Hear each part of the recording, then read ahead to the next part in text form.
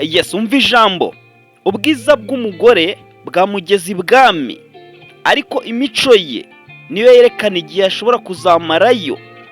The beauty of a woman can take her to a place, but her character will determine how long she stays in the place. Umva rino jambo ngo gutekereza cyane nicyo gituma ushobora guhora mu mubabaro. Overthinking is the biggest cause of unhappiness. Dore ikindi kintu utaruzi, burya ngo nta kintu kizaguha amahoro akuruta kwita ku bikureba. Nothing will bring you greater peace than minding your own business.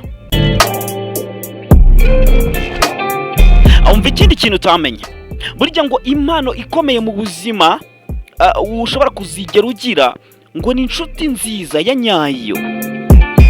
One of the most precious gifts in life is a real friend.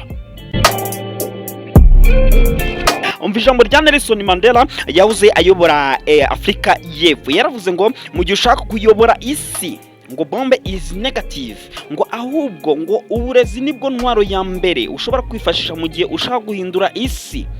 Education is the most powerful weapon which you can use to change the world.